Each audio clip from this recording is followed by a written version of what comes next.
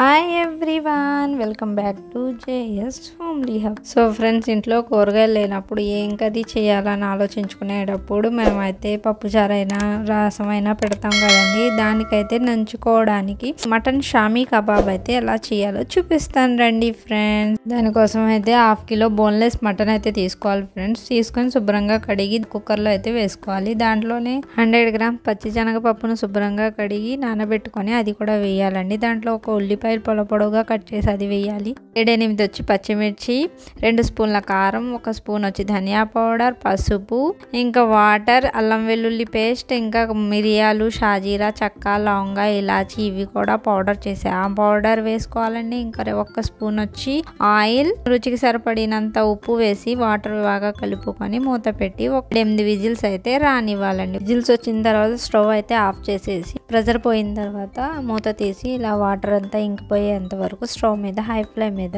కలుపుతూ చేసుకోవాలండి. చేసుకున్న తర్వాత ఇది చల్లార్చుకోవాలి. చల్లారిపోయిన తర్వాత మిక్సీ జార్లో వేసుకొని దాంట్లో 1 స్పూన్ వచ్చి గరం మసాలా, 1/2 లెమన్ పిండుకొని, ఇంకొక గుప్పెడు పుదీనా, 1 గుడ్డు, మీకు ఇంకా కొత్తిమీర ఉంటే కొత్తిమీర కూడా ఇక్కడే వేసుకొని మిక్సీ పట్టాలి ఫ్రెండ్స్. మిక్సీ పట్టిన తర్వాత మీకు కన్సిస్టెన్సీ పల్చగా కనుక అనిపిస్తే దాంట్లో 2-3 స్పూన్లు బ్రెడ్ క్రమ్స్ పౌడర్ అయితే వేసుకోండి. వేసుకొని కలుపుకోండి. లేదు కరెక్ట్గా అనిపిస్తే ఇలాగే చేసుకోండి. మిక్చర్ని వేరే బౌల్లో ట్రాన్స్ఫర్ చేసుకొని దాన్ని ఒక్కసారి బాగా చేత్తో కలుపుకోండి. కలుపుకున్న తర్వాత ఇంకా ఒక ట్రే తీసుకొని చేతికి ఆయిల్ అయితే రాసుకొని మీకు ఇష్టం వచ్చిన షేపులో, మీకు ఏ షేప్లో కావాలంటే ఆ షేప్లో చేసుకొని ట్రేలో పేర్చుకోండి. పేర్చుకున్న తర్వాత ఈ ట్రే అలా తీసుకుని వెళ్ళి డీప్ ఫ్రిడ్జ్లో 1 అవర్ అయితే పెట్టండి ఫ్రెండ్స్. 1 అవర్ తర్వాత తీసుకొని మీకు ఏదైనా బాక్స్లో కానీ ఫుడ్ కవర్లో అయినా స్టోరేజ్ చేసుకోవచ్చు అండి డీప్ ఫ్రిడ్జ్లో.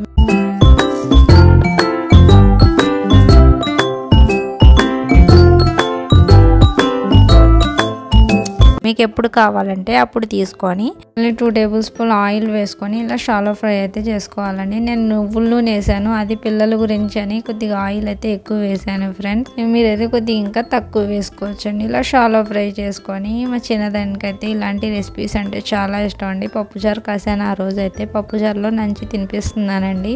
అయితే ఇది చపాతీలో కూడా నంచేసుకుంటుందండి. ఇంకా మటన్ తెప్పించి చేసి పెట్టమని అంటుంది. చేసి పెడతానులే సరే అన్నానండి. ఇలాంటి మంచి వీడియోస్ కోసం మా వీడియోస్కి లైక్ చేయండి, షేర్ చేయండి, సబ్స్క్రైబ్ చేయండి. Bye bye.